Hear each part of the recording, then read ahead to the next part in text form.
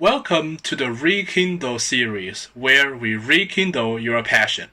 I'm Jun Wang. U.S. History is not only for your AP exam, it can help you understand the novels you have read. The following is an example of my experience reading The Great Gatsby. The Great Gatsby, the admittedly great American novel, and the standard text of high school curriculum may still create some certain confusion for first-time readers. When I was first reading the novel, I felt rather perplexed by the wasteful lifestyles of the characters and the garish language depicting the flashy and luxurious mansions and parties. Why would such a garish novel be considered the classic of American literature?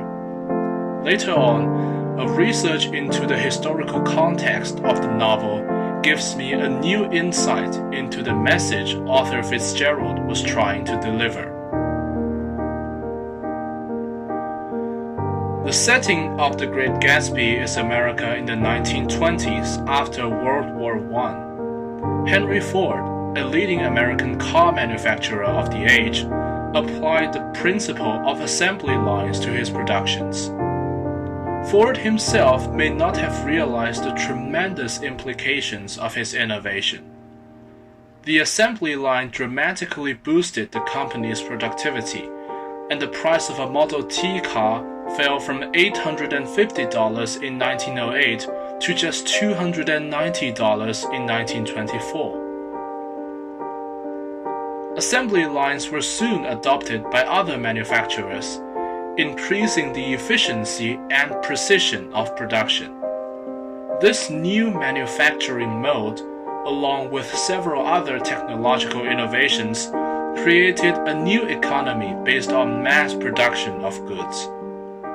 In the 1920s, the U.S. was producing a large amount of consumer goods, including electrical appliances, automobiles, radios, furniture, and clothing, improving people's living standards dramatically.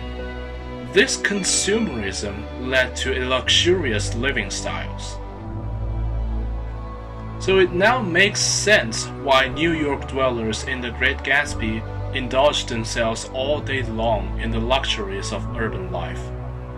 From the wild drinkings at Tom and Myrtle's apartment to the noises and lights at Gatsby's dazzling parties, the spirit of materialism and consumerism was ubiquitous.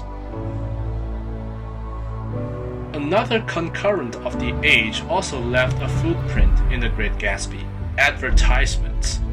Though they are nothing special today, advertisements were a novelty in the 1920s in the US. With the surge of consumerism, the advent of advertisements were indeed a necessity.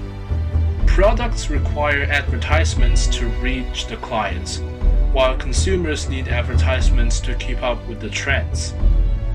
In the novel, one of the most memorable scenes for readers is probably Dr. T.J. Ecclebird in the advertisement staring down at the Valley of Ashes, where the Wilsons reside, commonly interpreted as a symbol for the American society, which was turning into a moral desert under the influence of materialism. Throughout the bulk of the novel, how Gatsby got his money remained a mystery.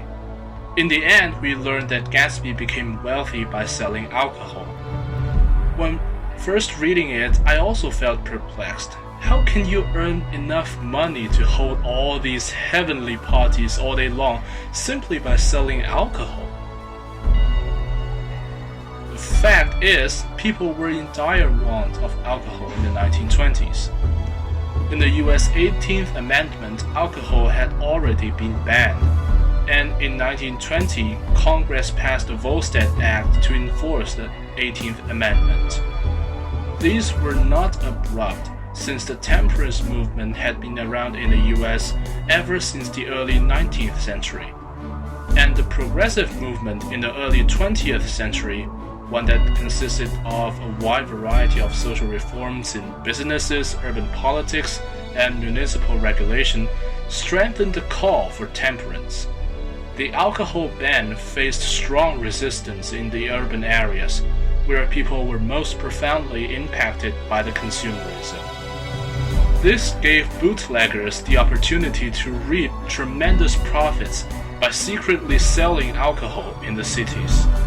Gatsby, in the novel, eventually proved to be one of them. Gatsby's life was a typical rags to riches story. The economic prosperity of the Roaring Twenties provided people like him the opportunity to climb from the bottom of social ladder to its top. Still, there were people who were born on the top, just like Daisy and Tom, who were from well-established families of the American elite.